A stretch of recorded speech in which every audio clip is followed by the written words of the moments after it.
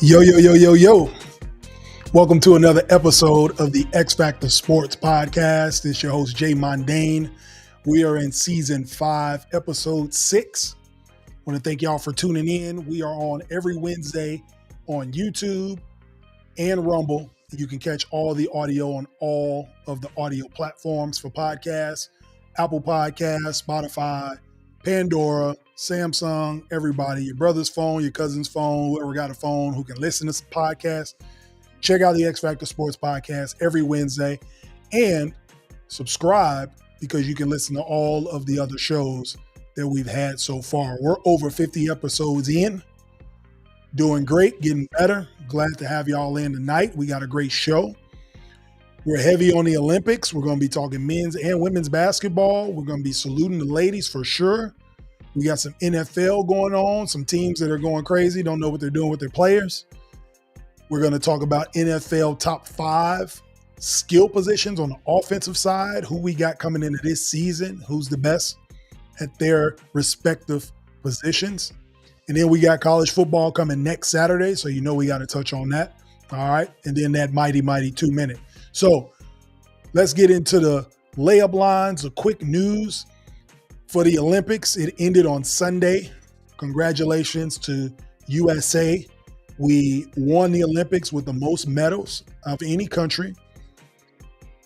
China was second, but I think they were about 40 medals away from us. Blew everybody out. We're the only country to get over 100 medals. So congrats to the US.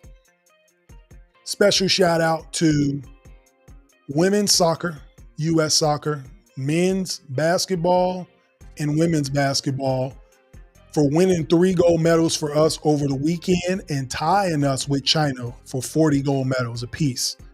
Shout out to them getting it done at the last couple of days. And something special happened over the weekend. So we're going to get into these moments. I know this is quick news, but this is important news, so we got to get to it. For women's sports, if y'all are not tapped into this movement right now, y'all need to wake up, man. There's a lot going on in women's sports. It's exciting. It's going global. Women's soccer just won the gold medal. Dennis Rodman's daughter's on the team, doing great. Women's basketball just won their 8th straight gold medal. Ever since women's basketball has been an Olympic sport, we have won the gold. The pressure it takes to expect to win and to succeed year after year after year for 32 years is unprecedented. Greatest dynasty in sports is a women's basketball organization. So congratulations to that. All right. So we have that going on. Diana Taurasi wins her 6th gold medal. Out of 8 Olympic gold medals for the women, Diana Taurasi has 6 of them. If that ain't a feat in itself, I don't know what is. But like I said, greatest dynasty I've seen. I'm a Bulls fan. I grew up in Chicago. The first three-peat that the Bulls had, it wasn't necessarily like an expectation or pressure. Once we got Dennis Rodman and Jordan came back, 96, 97, 98, those 72 and 10 teams, the pressure that was on them and the expectations to win was something I thought I'd never see again in sport. But for what happened with the women's team on Sunday, winning that gold medal by 1 point, shout out to France women's basketball for getting the silver, a Kevin Durant-esque shot, foot on the line, made the shot, but lost the game by 1 point. Upsetting for them, great for us, great story for the U.S., winning the gold medal for the 8th straight time. And then back to women's soccer, like the history that's being made in the world for women's soccer. On social media, you see it all over the place. Even on the buses in Paris, on the back of buses, they're wrapped with Kansas City Current, KC Current women's soccer. It's becoming a global thing. Everybody needs to catch up to the women's game, to the women's sport. It's going crazy. I'm glad to be a part of it. Glad to be a sports podcaster during this time. Over to the men's side of the Olympics. If you want to talk about moments in history, what happened on Saturday afternoon the men beating the French men's team in the gold medal game was an incredible moment for basketball on so many different levels. Passing of the torch, Steph, LeBron, KD, basically riding off into the sunset with a gold medal. LeBron being tournament MVP, Steph making huge shot after shot after shot. And this is something you guys can debate or argue. The shot Steph made to close out the game, was that the biggest shot in his career? Like, it could have been, it might not have been the biggest shot in his career. Maybe, looking at it in a vacuum. But if you think about it 10, 20 years from now, it's definitely going to be the most memorable shot of his career. To win his first gold medal, maybe his only gold medal, to do it with LeBron and KD in probably their last Olympics. LeBron and Steph never played team basketball together on any stage, let alone the biggest stage. The world saw that shot. That might be the most memorable shot of his career, if not the biggest. So just so much went on for USA. 5th gold medal in a row. The passing of the torch. Y'all see Ant Edwards hanging out with the veterans. He looked like, the nephew at the party. The uncles finally let their nephew come hang out with him. He old enough to get in the club with him. Devin Booker stepped up. I think he's putting his name in the conversation as one of the best guards in the NBA. The Olympics can do so much for a player's career. And I don't think he could ever do anything negative, honestly. So people talking about Tatum, I don't think this is a stain on his resume at all. When you look back in the history books, he has 2 gold medals. Yes, he was a big piece of the one in Tokyo. And now he didn't play a significant role. Still had a great summer. He's still an NBA champ. Still signed the biggest contract in basketball history and won a gold medal. So, yes, it's going to help Derek White's career, being an Olympic gold medalist, getting picked to be on this team. Tyrese Halliburton didn't play much, but he's still a gold medalist. He's a part of an elite group. So a lot being made from a historical standpoint when playing USA basketball. Drew Holiday, I was just talking to my boys about this the other day at the gym. In these last 4 years, who's more decorated than Drew Holiday after COVID? I mean, he got 2 NBA championships. He's got 2 gold medals. He keeps getting contracts. He's got a $100 million contract. How many players go from being an all-star in their 20s to fast forward being a role player in their 30s, mid-30s, towards the end of their career, getting a $100 million contract, winning gold medals, being an Olympian? Who does that? So the Olympics can do so much for a player's career. And from this standpoint, the passing of the torch from the 3-headed monster, LeBron, Steph, and KD, just unbelievable. Hope everybody got a chance to watch it, understood the moment, was present. You can see how much LeBron wanted it, the passion, the excitement he had, everything he put into the game, because he understands this is one of the last moments of his basketball life. All right. Over to the NFL. 2 teams I want to talk about that have no idea what the hell they're doing. All right. The first team, the New York Jets. What are we doing here? All right. This is a mess. Okay. From ownership down, they never seem to have a plan. They don't know what they want to do with their players. We don't know if Aaron Rodgers is in Egypt or not. Like, we have so much going on with that. Now we got this Hassan Reddick situation. They just signed Hassan Reddick from Philly, and now he's in New York. Hasn't even stepped in the facility yet, and he's already talking about, I want a new contract. How did we get here? Why is he not extended to a longer contract? And why the hell have they not paid him? 29 years old, one of the best D linemen in football, gives you 10 sacks every year, minimum. He's the reason y'all got him. He fills a void. And now he wants a new contract, and they not trying to hear it at all. And I understand why they're not trying to hear it. So I'm not tripping on the Jets because they don't have the leverage, because they have all the leverage. Hassan Reddick has been paying $50,000 a day for not going to practice. So for all these people who are out here like myself with regular jobs, imagine not going to work every day and being fined 50 grand every time you don't show up. That's where Hassan Reddick is now. And he's on day 23 of not showing up to work. He's lost over $1 million in fines. So he has no leverage. So I'm on the Jets side from a leverage standpoint.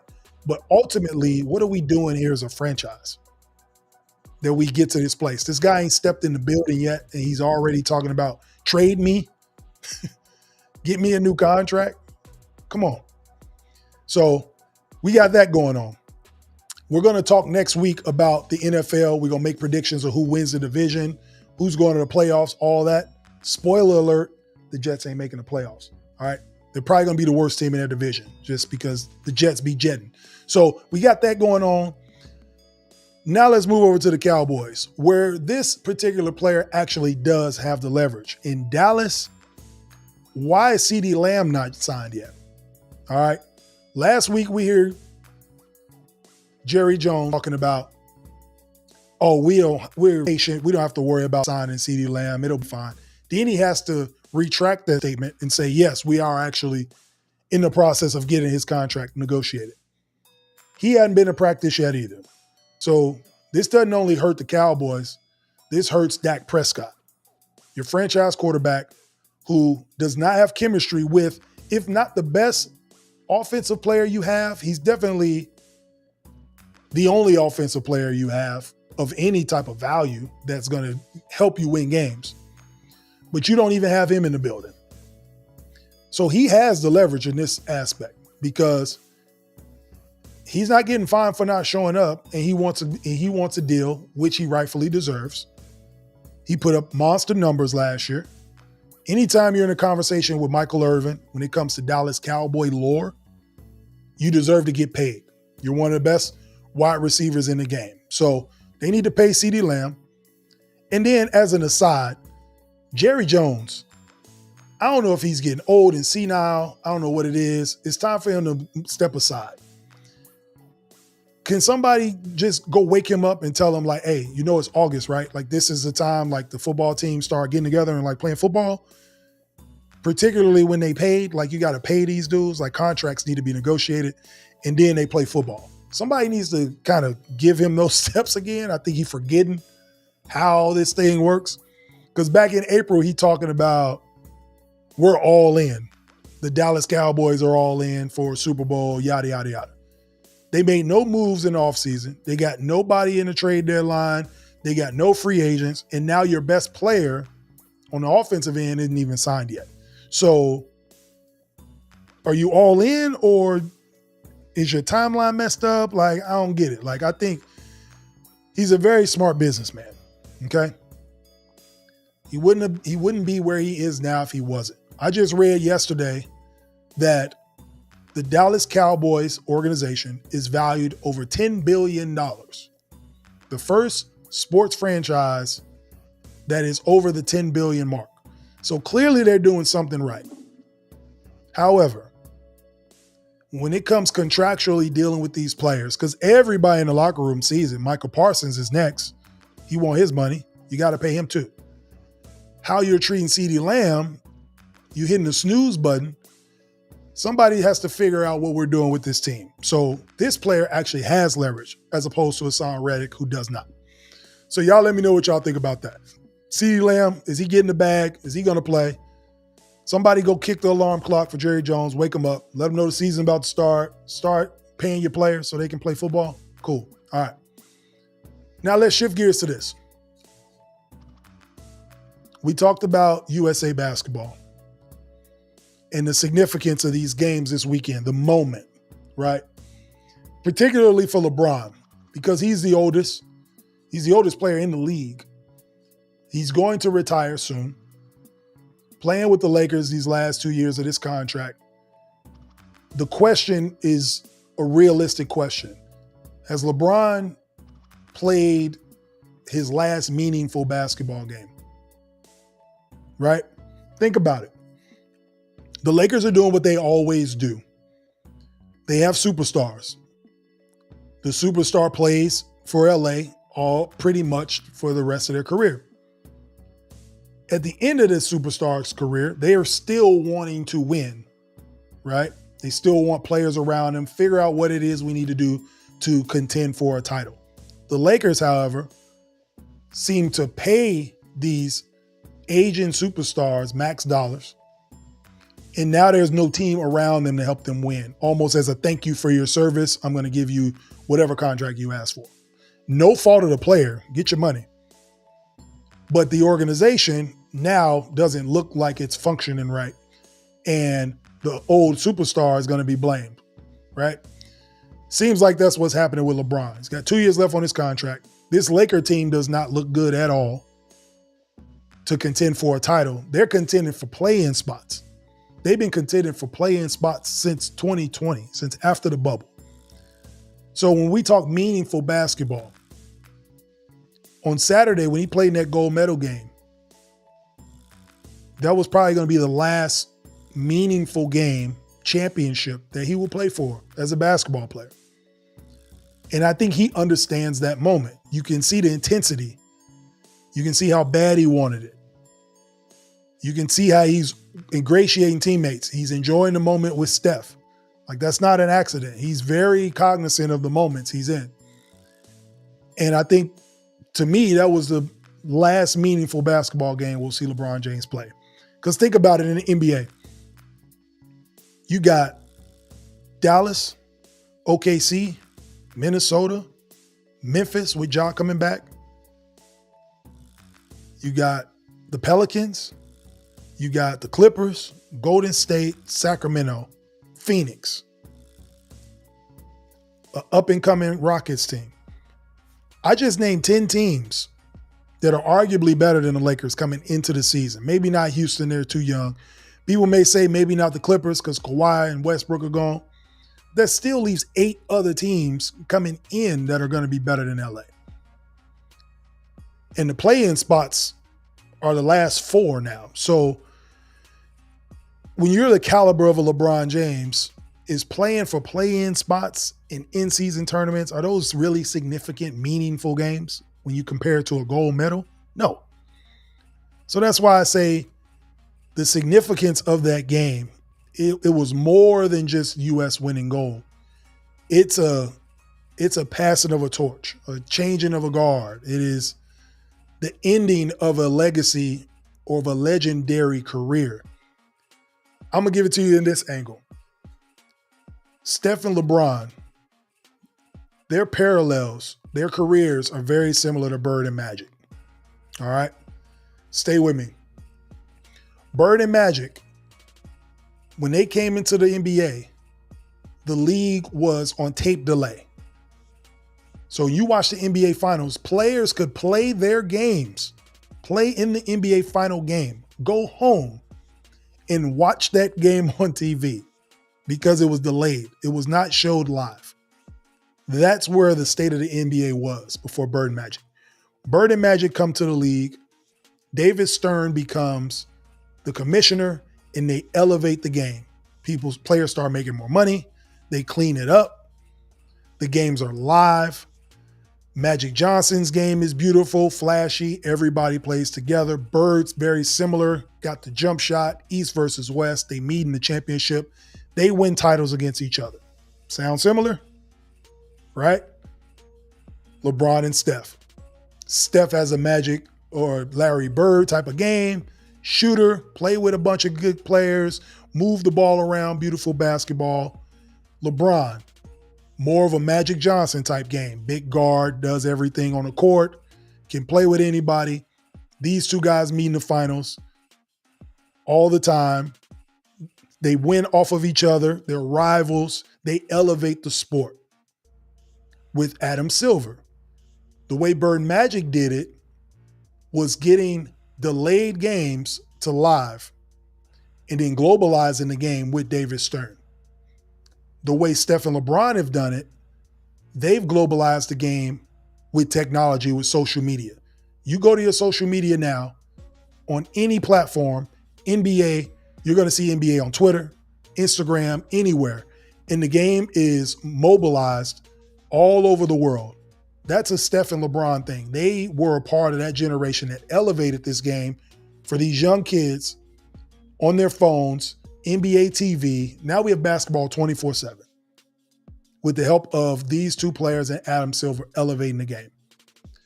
So the parallels are there. And then to put the cherry on top, just like Bird and Magic, meeting up and playing together finally after being rivals for all these years, Bird and Magic play in the Olympics as their swan song on the Dream Team. What did we just see Steph and LeBron do? Come together, finally play together after years of being rivalries. You see a friendship, a brotherhood.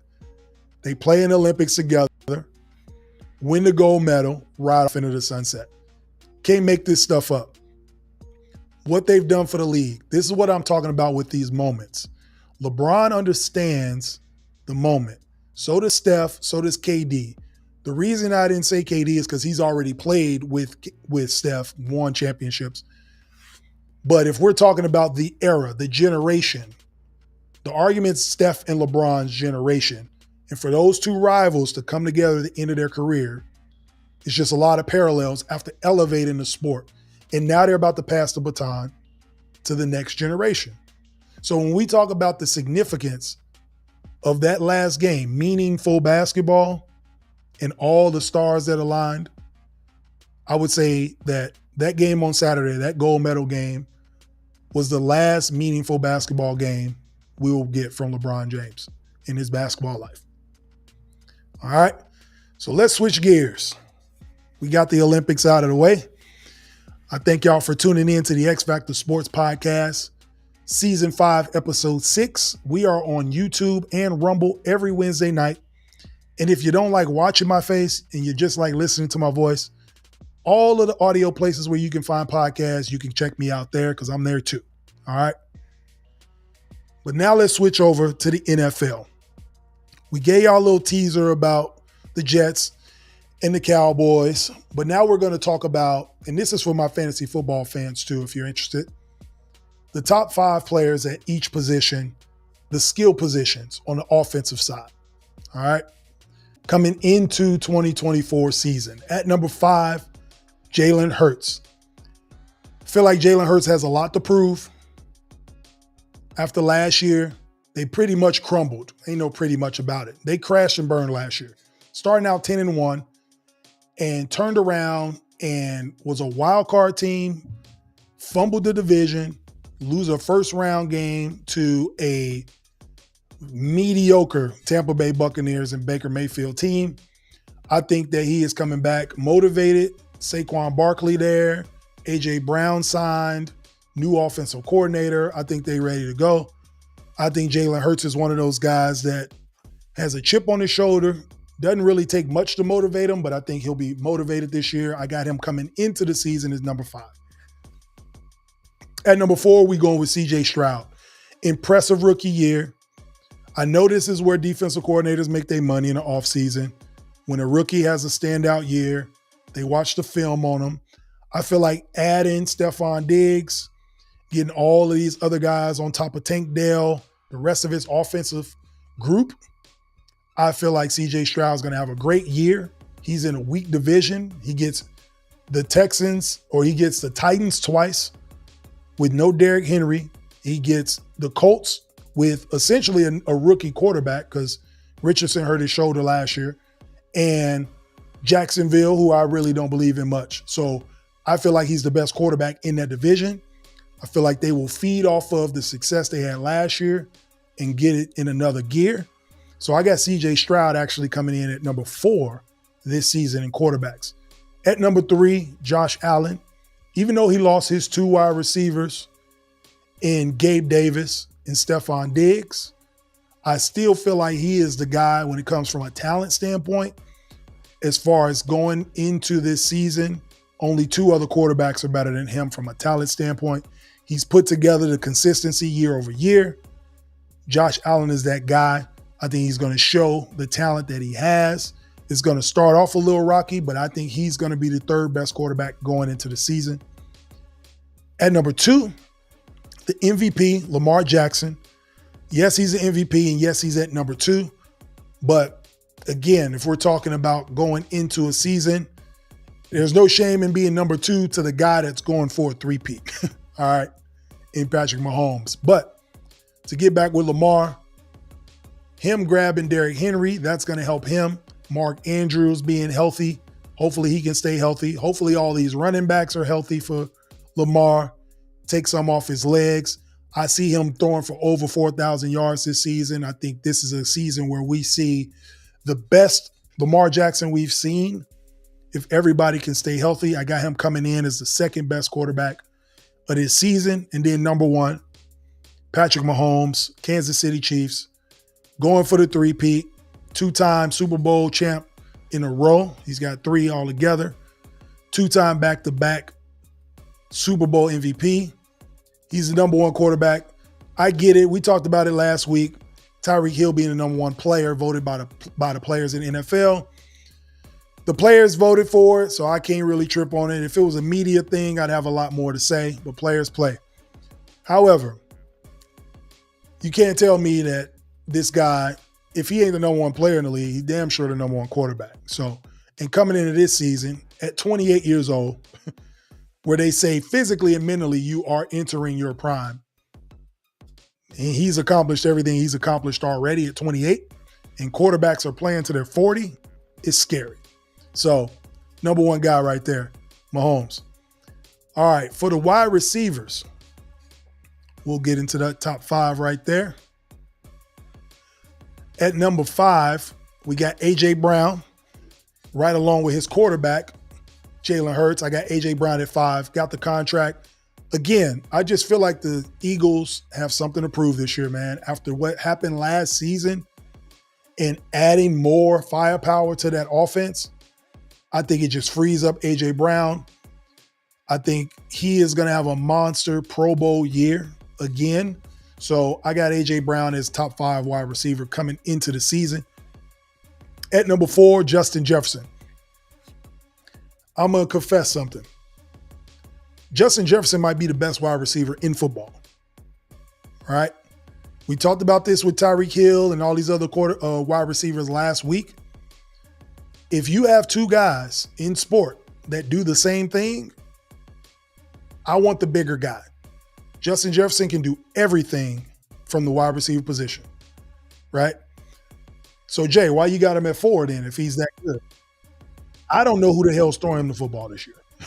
I'm going to be honest with y'all, all right?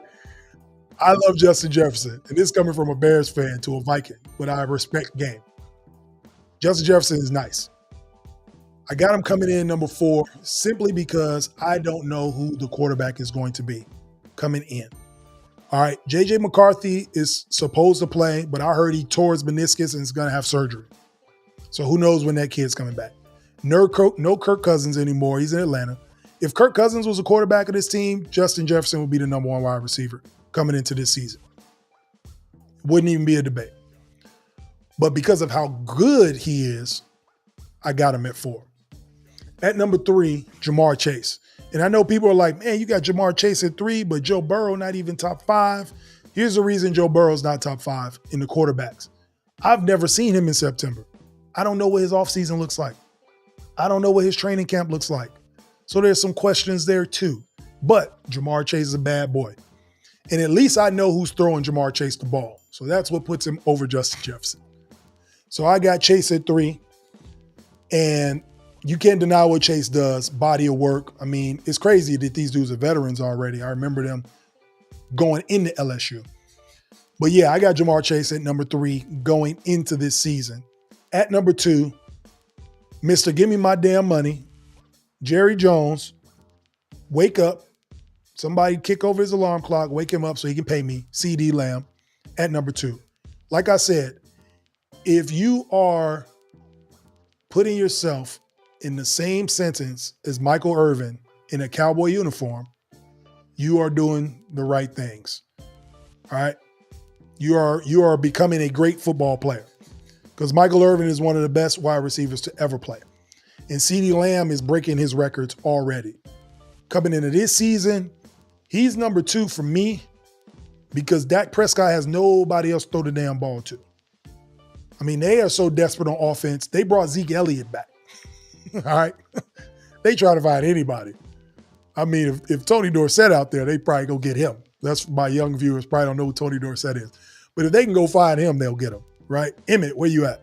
So they're scrapping for anybody to play offense. CeeDee Lamb is going to be the guy. He's going to be double teamed for sure. But coming into the season, the volume that CeeDee Lamb is going to get, you got to respect it, right? And then at number one, the cheetah, Tyreek Hill, number one wide receiver coming into this season. Tua's got a brand new contract. Everybody's happy over there in the beginning of the year. Of course, the Dolphins always look good the first 2 months because the weather's nice. So going into the season, got to go with Tyreek Hill. Again, monster numbers. If he doesn't get hurt, he might catch Megatron's record last year, 2,000 receiving yards. I don't see any reason why he wouldn't try to go for it again. So if I'm talking about wide receivers going into this season, it's got to be Tyreek as number one. Over to the running backs. Those top fives. All right. So for the running backs, the top five guys I got here is Jahmyr Gibbs, Detroit Lions. Impressive last year. Impressive rookie. Put together a great season. I see him putting together another great year for the Detroit Lions. They were a play away from going to a Super Bowl. They kind of fumbled that bag in the second half. They were in full control of that game against the 49ers and lost it. So they got a lot to build on, a lot of positive vibes. I like Jahmyr Gibbs. Young, good, strong, running back. They say he tweaked his hamstring in practice the other day. I think he'll be fine. Young legs. He's good. I got him at number 5. Number 4, I know y'all seeing a lot of Philadelphia Eagles on these lists, but man, they loaded up this summer. They did this summer what the Cowboys was talking about they were going to do this summer as far as being all in.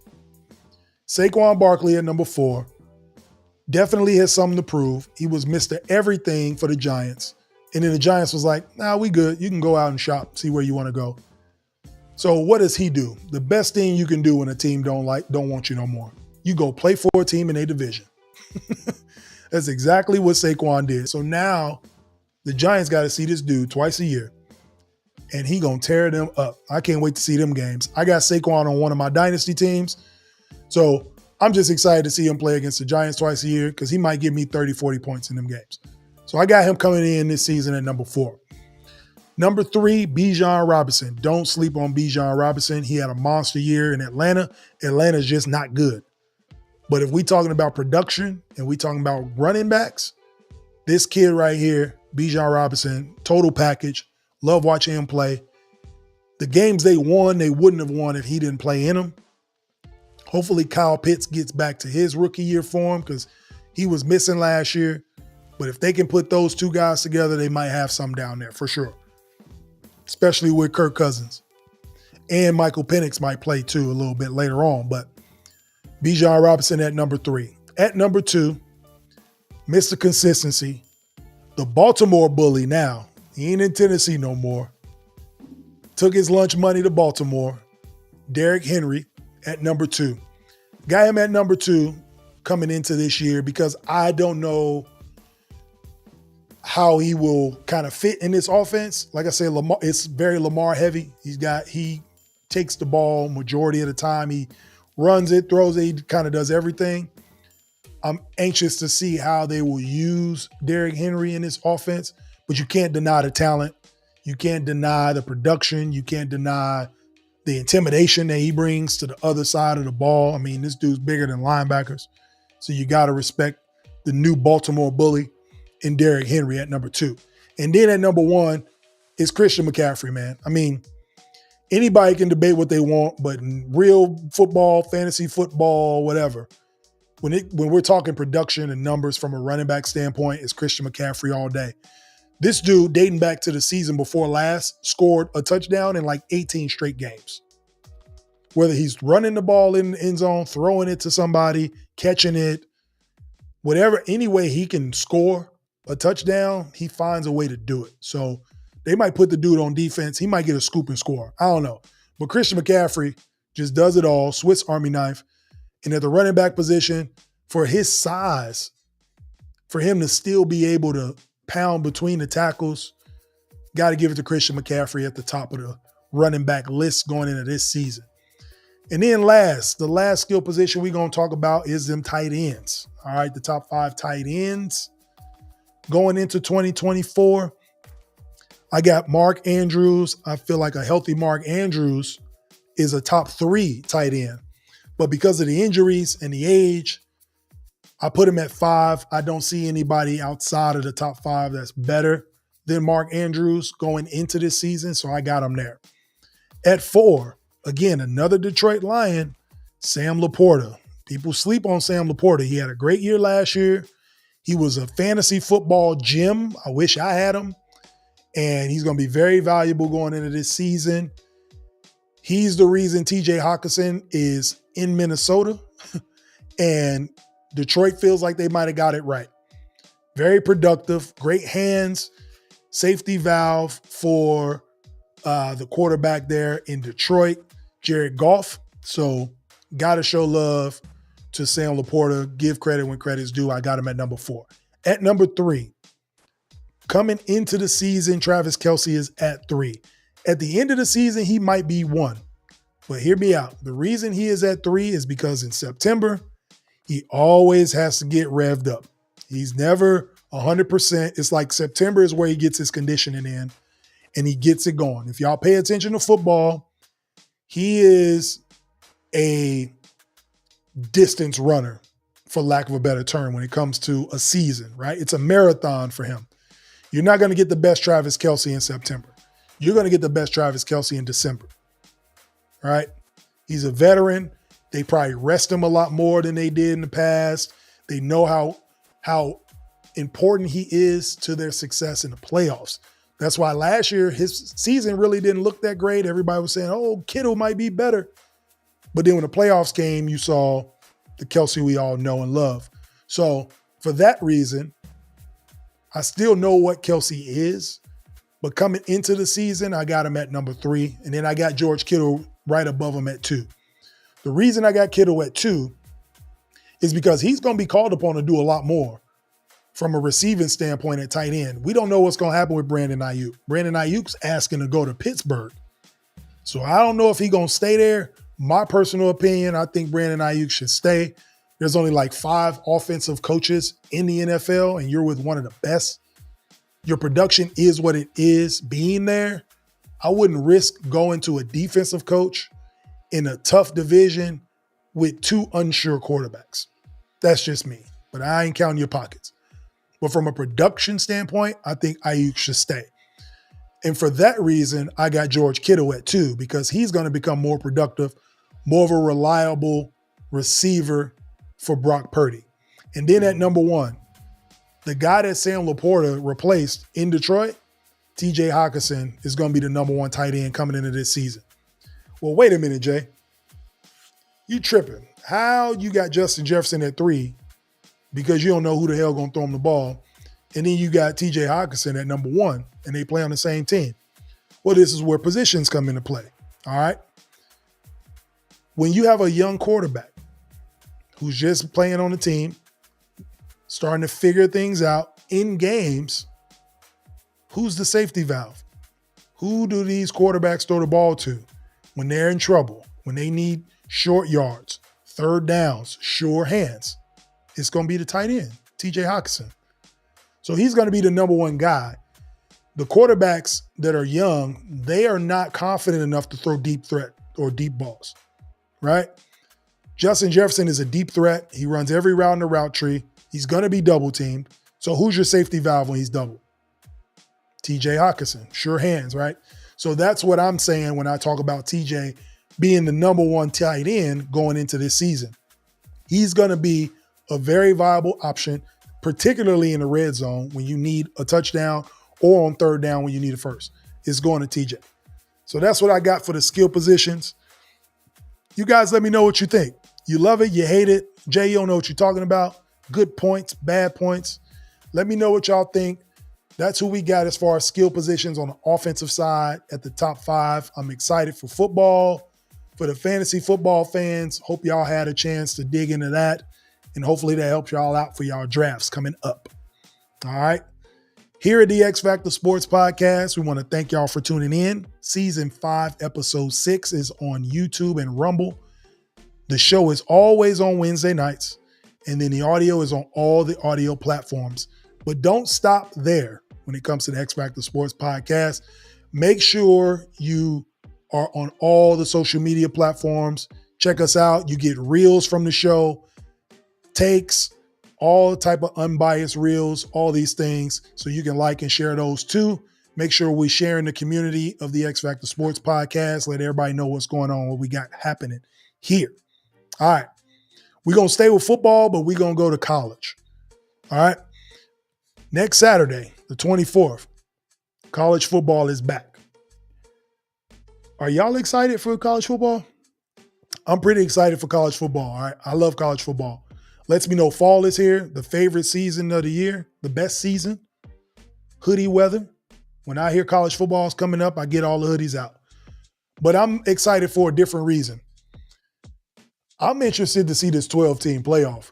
All right. I'm not really that excited about the conference realignment. It is what it is. The cream rises to the top. But I am excited for this 12-team playoff. They chose not to go from 4 to 6 or 4 to 8. They chose to go to 12. I wonder why they did that. The reason is obviously because of money, but they want to appease this Power 5. They don't want what happened to Florida State to happen ever again. A team win their conference, go undefeated, and not make the playoff. That's ridiculous. Okay, so that can't happen again.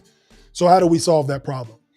We go straight into the 12-man or the 12-team playoff, right? So they're not going to allow that to happen again, right? So the Power 5. And then when they win, you have the 7 at-large teams, kind of like NCAA March Madness. You get at-large bids. So all these Boise State fans and, all these mid-major schools, the UCFs of the world, they're all excited. Like, yeah, it's a 12-team tournament. We got a shot. Actually, you don't. All right. This may be even worse for you. And I'm going to tell you why. So when it was a 4-team playoff, y'all had a better shot because the Power 5 teams were beating up on each other for 4 spots. So then their losses mattered more to the mid-major school. If Boise State's undefeated out here and Alabama and Auburn, for example, beating up on each other, got 2-3 losses, Georgia, then Boise State has a shot of getting in, right? Because they haven't lost a game. Now that we've expanded the playoff, the Power 5 teams get in. So Georgia wins the SEC. Now the 7 best teams in the country get in after the Power 5 champions. Oklahoma's in the SEC now. Texas is in the SEC now. You still got Alabama there, Auburn there, Florida there. Like I said, Georgia will probably win it. And oh, by the way, shout out to Mizzou, who's going to be nationally ranked this year, probably top 15 in the country. No slouch. So just in the SEC alone, there may be 6 teams that are good enough to get to a college football playoff with 12 spots. So this did not help you, Boise State. This did not help you, University of Central Florida. Sorry to tell you, this actually made it worse, right? So all they did was spin it on you. College football made you think they were giving you a chance, when in actuality, they're going to make more money because more blue blood football teams will be in the tournament making us money. That's all they did. And oh, by the way, USC, Oregon, UCLA, all of them are in the Big Ten now with Ohio State, Michigan, the national champ, defending national champs, Penn State. So where's the shot for y'all to get in the tournament? Right? So I'm arguing that it's even less of a chance for a Boise State or a UCF or a Cincinnati. You know what I'm saying? Like these bubble teams that think they have a real shot of getting in. I think you have less of a shot because now that we're doing the Power 5 teams that win their conference get an automatic bid and there's only 7 spots left, they're going to pick the 7 best teams in the country. They're not going to go by record. Because if you go into the strength of schedule, an SEC team schedule is going to be stronger than anybody else's. So we could be in a world when we get to December that obviously an SEC team wins their conference, so they get in. And out of those 7 at-large spots, there could be 3 SEC teams that take them. So then we're going to be crying it's unfair again. But the reality is the best football teams in the country will play in this tournament, as it always has been, right? Now, college football has just found a way to generate more money, get more games on TV, and now college football is going to January 20th instead of January 5th, right? So who's excited for that? That's what's going to happen, right? More college football. We get to see the best teams play. So now the Alabamas can't trip and be like, man, we should have got in. Now they'll get in. If they don't win the SEC, they can get in as an at-large, a 5 seed or a 7 seed. And if they're good enough, they'll play in a national championship. That's what we're going to see. That's going to be the benefit. Michigan or Ohio State didn't get in. Now they'll get an opportunity to get in as an at-large, and then there's no excuses. So what happens is these big teams, these blue blood teams, the coaches have no excuses now. NIL is here. Everybody's got the same amount of money to recruit. You got an opportunity to get in the tournament. It's opened up to 12 teams now. If you can't get to a national championship or win a bowl game, now we got some serious questions for you. You can't say it's only 4 teams. I got slighted. There's opportunity for you now. The small schools, unfortunately, don't have opportunity, but the big schools do now. So there's no excuse. So y'all let me know what y'all think. Did this actually help the small schools or not? I'm on the side that it did not. But if y'all on the side that it did help the small schools, follow me on all social media platforms and let me know why you think it helped the small school, and we'll go back and forth. I always appreciate the comments. The people that do comment know I appreciate because I tell them I do. So check us out. Before we get out of here, again, thank you for watching the X Factor Sports Podcast, Season 5, Episode 6. You know, we over 50 episodes in. Been grinding, been doing this for a while. Miss D been helping me out. She helped me out more than y'all ever know for this episode, boy, I tell you. But almost 50 episodes in. So the reason I say that is because of the 2-minute warning. We're going to get into this. And what we're talking about here is investing in good relationships. All right. When you have good people around you, you have to invest, pour into those things. It'll change your life. All right. When you pour into good people, they pour back.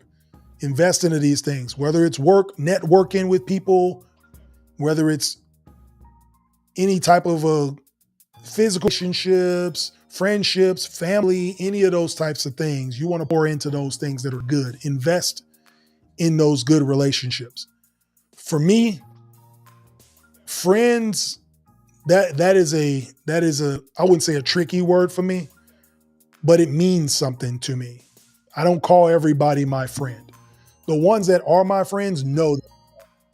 What's understood don't need to be explained, because I show up for them and they show up for me, and we invest in that good relationship. There are a lot of people I know. I'm nice to everybody, but friends know who they are in that circle. I say that to say this. I'm a reflection of you as far as what I receive. If I'm getting bad energy from you, you're going to get bad energy from me. You're going to say, man, why Jay acting like that? Take a step back and look in the mirror and say, man, maybe I did something to him, or maybe I'm acting this way or that way. That's what it is. If I'm getting good energy, you'll always get it back. I'm never on the offensive when it comes to bad energy. It's always good energy from me, because I want to invest in good relationships, because I know it helps me grow, right? So just take a step back and think about that. Investing in your good relationships. When you find them, grab onto them. They're fleeting all the time. I have people that I grew up with that I thought was going to be my best friends forever, and I haven't talked to them in 20 years. for whatever reason. So now, as an adult, when I see or feel a good relationship, I want to invest in that because I want to keep that going. Nothing's promised to us. So you got to invest in the things that are good to you and give back into it. Pour into those. All right. Appreciate y'all for tuning in tonight.